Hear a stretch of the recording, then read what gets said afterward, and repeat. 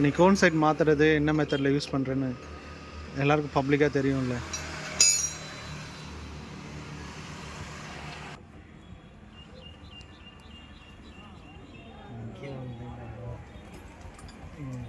Petrol leakage ஆகுதுல்ல, leakage வந்து storage ஆகும்.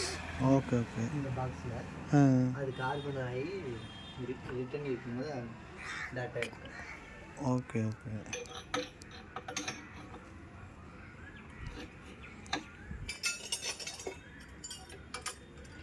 ஓ, இப்போ இதை டைட் பண்ண அப்படியே மேலே ஏறிடுமா? அடிக்க வேண்டிய அவசியம் இல்லை. அந்த முன்னாடி போட்டு ஒரு இது மாதிரி இப்போ நீ வச்சிருக்கிற எக்யூப்மெண்ட்டு இப்படி மேலே போட்டு டம்முன்னு அடிப்பாங்களே, அதெல்லாம் அது இது தானே? ஆயில் சீல் அடிக்கிறது. ஓ, ஆயில் சீலோ.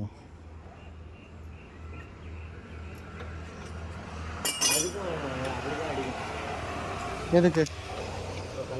அது தட்டினோம்னா தட்டி கலக்கணும்னா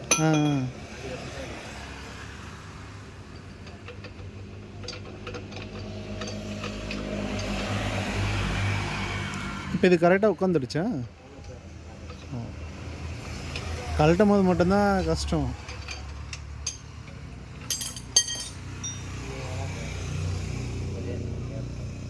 கேப் இல்லாமல். கேப் இருந்துச்சுன்னா நீ தான் திரும்ப ரெடி பண்ணணும்.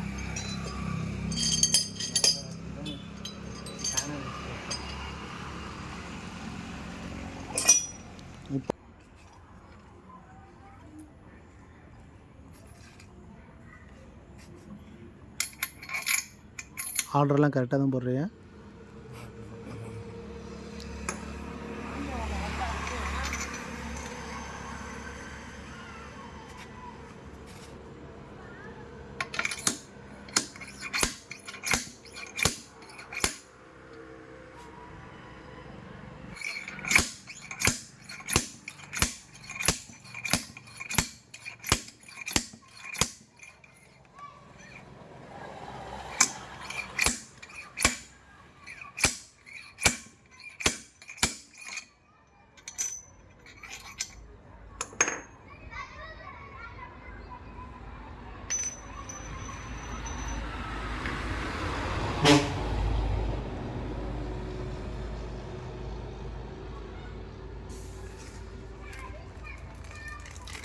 அது கீழே க்ரீஸே போடல, அப்படியே போட்டு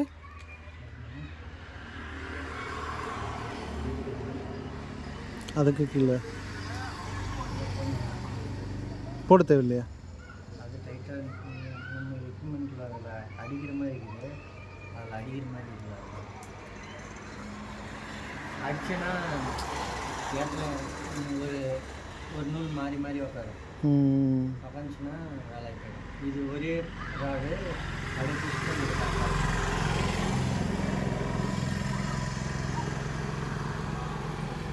என்ன ஒரு பால்ஸாக எடுத்து வச்சுட்ருக்கு? எடுக்கிறேன். அது வர்றதே அப்படி தான் வருமா? அடிக்க தான் வரும். அது இறங்கிட்டு இருக்குது, அடிக்காது. முன்னெல்லாம் சைக்கிளுக்கு பால்ஸ் எடுக்கிறோம்ல, அது இப்போ இந்த மாதிரி அடுக்க தேவையில்லை. பிளாஸ்டிக் சுற்றி கேட்குற.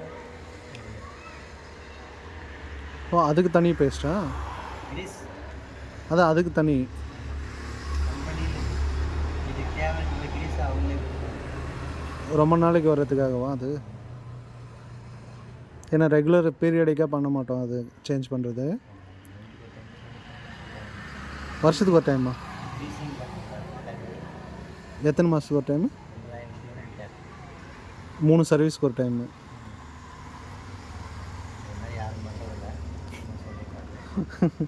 அது எப்போ ஷேக் வருதோ அப்போ தான் நம்ம அதுக்கிட்டே போவோம். ஸ்டீரிங் டைட் வந்துச்சுன்னா கையே அது கிட்ட போகும், எல்லாம் போகாது. ஏன்னா அது வந்து ரியாக்ஷன் காட்டும். அது அந்த ஜெல்லெல்லாம் போயிடுச்சுன்னா ஜஸ்ட்டு மெட்டல் வரைகிற மாதிரி ஒரு அப்படியே ஸ்டீரிங் டைட் பிடிக்கும். அப்போ வந்து லைட்டாக லூஸ் வைக்கும் கஸ்டமர் சாட்டிஸ்ஃபேக்ஷன். ஓ, அப்போ கூட சேஞ்ச் பண்ணுற ஐடியா இல்லை, கஸ்டமர் வந்து லூஸ் தான் வைக்க சொல்லுவாங்க. ஓ, அதுக்கப்புறமேட்டுக்கு அதே ஓகேன்னா அதிலே நேர்ந்துருவாங்க. ஓ, திரும்ப லூஸ் பண்ணுறது அதே பண்ணிகிட்டே இருக்க வேண்டியது தான். அதுக்கு அது அப்படியே ஃப்ரீ ஆகிடும். இப்போ உங்களுக்கு ஆடிச்சு இல்லையா, அது அப்படியே அந்த ஷேக்கிங் வந்துனே இருக்கும். அது அவங்களுக்கு அது பெருசாக தெரியாது. ஓகே, அது நம்ம ரெகுலராக சேஞ்ச் பண்ணணும். நமக்கு ரொம்ப அன்கம்ஃபர்ட்டாக இருக்குன்றதுனால சேஞ்ச் பண்ணிடணும்.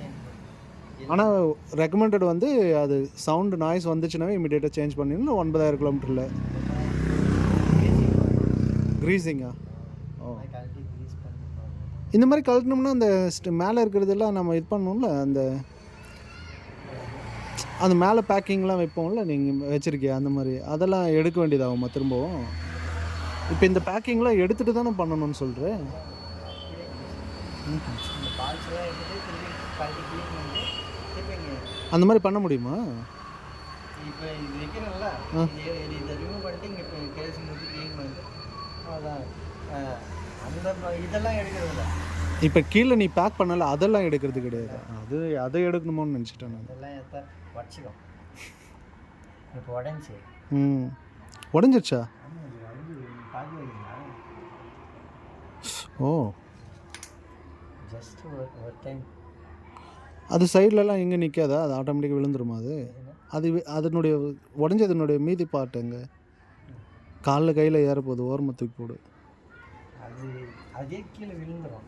அது இந்த லப்பரு வாஷர் எல்லாம் எடுக்கிறோம்ல மொத்தமாக. இதில் மட்டும்தான் செட்டாக கொடுக்குறாங்க. எமாங்கலாம் அதெல்லாம் கிரீஸ் கூட பேசுகிறாங்க. ஆனால் இது ஒரு நல்ல இனிஷியேட்டிவ்ல. இது பிராண்டடுக்கு இது போட்டால் தான் கரெக்டாகும், வேறு எதுவும் போடாது. நீ இதை மட்டும் போடு. அப்போது அந்த இதில் அவங்க கொடுக்கலன்னா அப்போ லோக்கலில் கிரீஸ் அடிச்சிருவாங்களா? ஆமாம், இந்த கிரீஸ் வச்சு. அப்படியா? ஆமாம், என்கிட்ட இருக்கிற கிரீஸ் தான் போடுவேன். ஓ, இந்த பேக்கிங் தனியாக தரமாட்டாங்க அவங்க? இந்த பேக்கிங் வந்து அந்த மற்ற பிராண்டில் கிடையாது. மற்ற பிராண்டில் கிடையாது. இப்போ நீ தனியாக கேட்டால் அந்த பேக்கிங் கிரீஸ் தரமாட்டாங்களா? அது மொத்தமாக வாங்கினா தான். கிட்டோட தான் வரும்.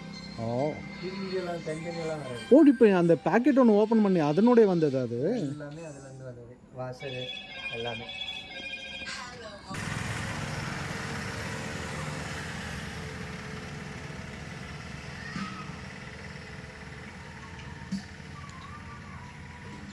இப்போ இது மாற்றினதுக்கு அப்புறமா 9000 கிலோமீட்டரா? ஞாபகம் வச்சுக்கோ, நீ தானே ரெகுலராக பண்ணுற. இல்லை டைரி போட்டு நோட் பண்ணி வை. இல்லைண்ணா, நான் நோட் பண்ணி வைக்கிறேன்.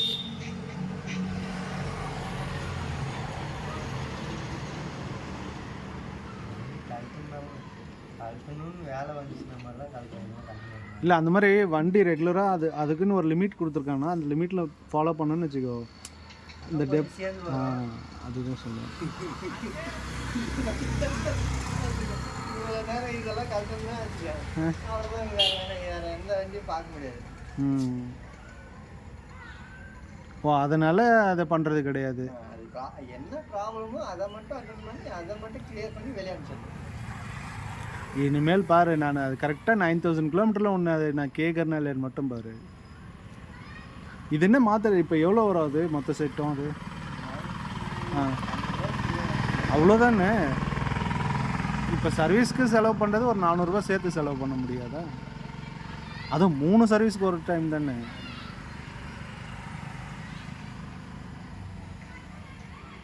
இன்ஜின் ஆயில் கூட அவங்க 3000 கிலோமீட்டர் ஒன்ஸ்னால் நம்ம ஒரு 2700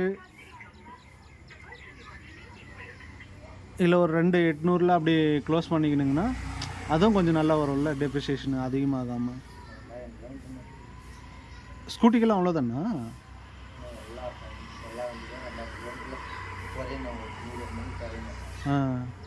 அதை வந்து டாப் அப் பண்ண சொல்கிறாங்க. டாப் அப் பண்ணுங்க, யாரும் பண்ணுறதில்ல. அதனால் வந்து இன்னும் ஒரு 1000 கிலோமீட்டர் கூட சேர்ந்து நான் கூட ஓட்டிட்டு 3000 கிலோமீட்டர் ஆயில் மாற்றிட்டு கம்பல்சரி மாற்றி ஆகணும் அப்படி கட்டாயத்துக்கு வந்துடும். ஏன்னா அப்படி நிற்க வச்சிடுறது. ஆமாம், என்னது சாமின்னு சொன்னால் தான் பயப்படுவான்ற மாதிரி நீ மாற்றணும்னு சொன்ன. ஆயிலே பார்த்துட்டு பாருப்பா, எங்கப்பா ஆயிலுக்கு இது ஸ்டிக்லேயே ஓட்டல பாருப்பா, முடிஞ்சு அவ்வளோதான். ஆனால் 2000 ஓட்டிட்டா கொஞ்சம் டாப் அப் பண்ணிக்கிறது நல்லது. டாப் அப் பண்ணியே ஆகணும். ஆனால் நம்ம ஆளுங்க பண்ணுறதில்ல. அதுக்குன்னு ஒரு இப்போது ஒரு கேன் வாங்கினா வச்சுக்கேன், இன்னொரு கேன் நீங்கள் வாங்கி வைக்கணும். ஓ ரெகுலராக அப்பப்போ பண்ணிக்கிறதுக்காக. 2000 கிலோமீட்டருக்கு ஒரு டைமு, திருப்பியும் 3300 கிலோமீட்டரில் ஒரு 75 ml பெட்ரோல் ஆயில் குறையும். ஓ அப்போ நீ 3-4 டைம் டாப் அப் பண்ணணும். அந்த டாப் அப் நீ பண்ணலைன்னா ஒன்றும் பண்ண முடியாது. ஸோ அதுக்கு தான் நம்ம ஆளுங்க 3000லேயே மொத்தமாக சேஞ்ச் பண்ணிடுன்னு சேஞ்ச் சொல்லுது. பண்ணி ஆகணும் அப்படின்னு. அப்படின்ட்டா அவனுக்கு தொல்லையே இல்லைல்ல உனக்கும். ஓ அவள் தான் மாற்றணும். ஆமாம். நீங்கள் தான் 6000 கிலோமீட்டர் ஓட்டினீங்களே எது? அந்த எஸ்எஸ் கிளாடியேட்டர். நான் எப்போ? ஆமாம், நான் 5000 சில்லறையோ நான் ஓட்டிருந்தீங்க லாஸ்ட்டில் அதுக்கு மேட்டே. ஆமாம், நான் வந்து செக் பண்ணு ஆயில் நல்லா இருக்குதா பாருன்னீங்க. சரி, இது வரைக்கும் 4000 கிலோமீட்டர் ஓட்டிக்கிறதா ஆயில் நல்லா இருக்குதுன்ற. ஓ அந்த இது போட்டோம்ல நம்ம ஃபுல்லி சிந்தட்டிக்கு. சிந்தட்டிக்கு. ஆமாம், அதனால ஓட்டியிருப்போம். 6000 கிலோமீட்டர் ஓட்டிருந்தேன். ஆமாம், ஆனால் அது ரொம்ப நாள் ஆச்சு இல்லை? அது ஃபுல்லி சிந்தட்டிக் போட்டுக்கிறோம் இந்த வண்டிக்கு, ஓகேன்னு டெஸ்ட் பண்ணோம். ஆயில் செக் பண்ணும் போதெல்லாம் நல்லா இருக்குன்றதுனால சரி ஓட்டு போகிற வரையும் ஓட்டணும்.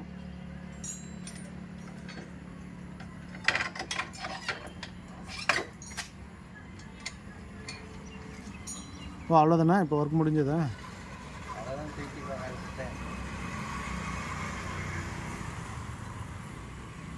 பால்ஸ் எல்லாம் எதுவும் கீழே விழலையா?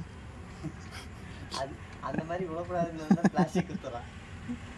அதுக்குள்ளே உட்காந்துக்கணும். அது அப்படிதான் ஒரு வண்டிக்கு நான் வந்த புதுசில் கழிச்சுட்டு கோல்டு செட்டு எல்லாம் அடிச்சுட்டேன். பால்ஸ் எடுத்து ஒவ்வொன்றா அடுக்கி வச்சிட்டேன். அடிக்கிட்டு எப்போ டைப் பண்ணும்போது எப்போ விழுச்சுன்னே தெரியல. உள்ள ஒன்று விழுந்துட்டு இருக்கா? உள்ள போய் விழுந்துச்சு. சரி டைட் ஆகிடுச்சு. ஒரு சைடு திரும்பிட்டு டைப் முடியுது. என்னடா கோல்டு செட் லூஸ் பண்ணேன், இன்னும் கொஞ்சம் லூஸ் பண்ண கடான்னு ஆடுது. செம காமெடியாக இருந்திருக்கும்ல. அப்புறம் என்ன பார்த்தா திரும்ப கழட்டிட்டு ஏற்றுனியா? திருப்பி கழட்டாமல் ஏற்ற முடியாது. ஓ, இப்போ மேலே அந்த செட் பண்ண எல்லாத்தையும் கழட்டி தான் ஆகணும். ஆமாம், அது உள்ளே போய் விழுந்தது. இப்படி டைட் பண்ணுறோம்ல, டைட் பண்ணும்போது ஏதாச்சும் உள்ளே போய் விழுந்தது. ஆனால் இது ரப்பர் கொடுக்குறது ஒரு நல்ல சேஃப்டி தான்ல. ஜமாவே கொடுத்தாரு. ஏன்னா அதே ஃபீட்பேக் போயிருக்கும் சர்வீஸ் இன்ஜினியரில். இப்போ நீங்களாம் ரெகுலராக வாங்குறீங்கன்னா உங்கள்கிட்ட ஃபீட்பேக் போயிருக்கும். அதை வச்சு தான் அவங்க எடுத்திருப்பாங்க. அது ஸ்ப்ளெண்டர்லேயே பார்த்தீங்கன்னா 2 மாடலுக்கு ஒவ்வொரு இது. ஓ அந்த ரப்பர் டைப்பே டிஃப்ரெண்ட்டு. ஸ்ப்ளெண்டரில் ஒன்று அடுக்கிற டைப் வரும், ஒன்று பிளாஸ்டிக் டைப் வரும். ஓஹோ,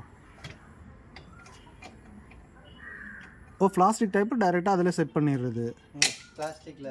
பிளாஸ்டிக்கில் அதிலே இப்போ நம்ம ஃபிக்ஸ் பண்ணிக்கிறோம்ல. ஆமாம், அந்த மாதிரி. இன்னொன்று சைக்கிளுக்கு பால்ஸ் எடுக்கிறோம்ல, அந்த மாடலில். இதை விட இன்னும் ஒரு 5 பால்ஸ் எக்ஸ்ட்ரா பிடிக்கும் இது இல்லையா அடுக்குன்னா. ஆஹா, பிளாஸ்டிக் அந்த பிளாஸ்டிக் கேப் நிற்குதுல்ல அது. பட் அந்த பிளாஸ்டிக் ஆட் ஆகும். அதான் 9000 மாற்றிட்டா அது எப்படி ஆட் ஆகும்?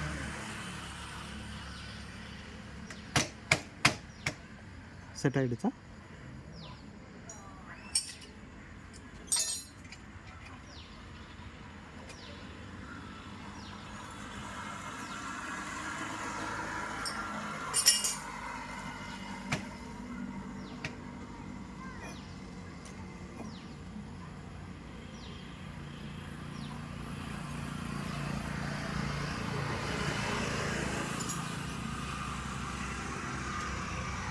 பர்ஃபெக்டா?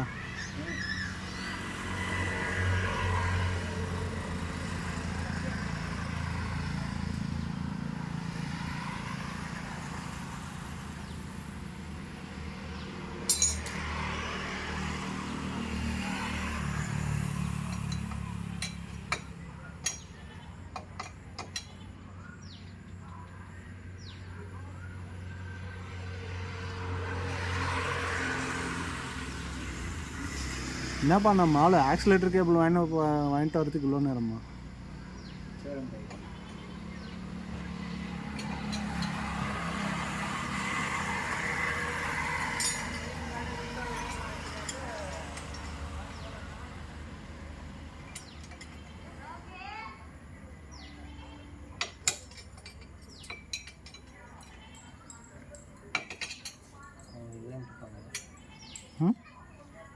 வாங்கிட்டு போங்க.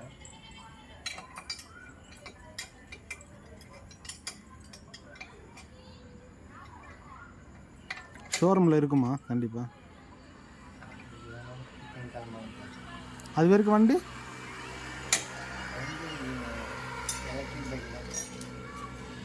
எனக்கு ஒன்றும் பிரச்சனை இல்லைப்பா, எனக்கு இருக்கு, டாடிக்கு தான் பிரச்சனை. அவர் சைக்கிள் எடுத்துட்டு போயிட்டாரா நீங்க? இல்லையே, ஏன் சைக்கிள்? அதான் சைக்கிள் எடுத்துட்டு போயிட்டாரான்னு கேட்டேன். அதுதான் ஏன் சைக்கிள். அப்புறமா ஏன் சைக்கிள் ரிப்பேர் பண்ணிட்டாருன்னா அதுக்கு தான் அவர் வண்டியை ரெடி பண்ணி கொடுத்துட்டு அவர் பாட்டுக்கு இருப்பார். அவருக்கு தான் பைக் வாங்கி கொடுத்தாராங்க. அது நம்ம வேறு வண்டி வாங்கினதுக்கு அப்புறமா. ஓ, இந்த வண்டியை கொடுத்துருப்பாருங்க. எந்த வண்டியை? இப்போ வச்சுருக்கிற பைக். ஆமாம், ஏன்னா இது பவர் கொஞ்சம் கம்மியாக இருக்குல்ல, மோடெல்லாம் வந்து நம்ம சேஞ்ச் பண்ண தேவையில்ல, டிஃபால்ட்டே 45ல் லாக் ஆகிடுதுல்ல, அதனால.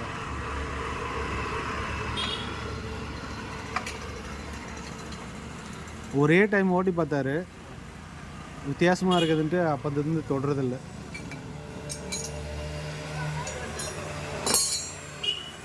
நிறைய ஏதோ ஆப்ஷன்லாம் இருக்குது.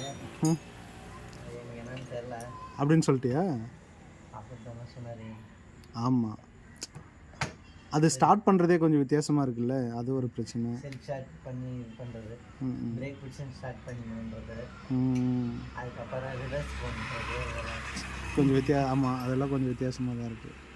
அது இல்லாமல் இதில் இன்னொரு என்ன பிரச்சனைனா, அந்த ரீஜென்ரேட்டிவ்னு ஒன்று ஆகுதுல்ல, அது ஆகும்போது பிரேக்கிங் லைட்டாக அதே அப்ளை ஆகிற மாதிரி இருக்கும். அது வந்து ஒரு சிலர் புதுசாக ஓட்டுறாங்கன்னா கொஞ்சம் டிஃப்ரெண்ட்டாக ஃபீல் ஆகுது.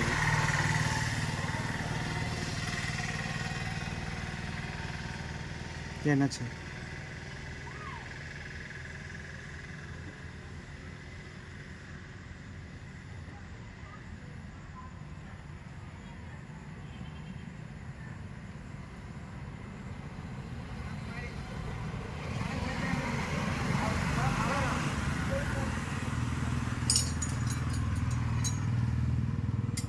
செட் ஆகலையா?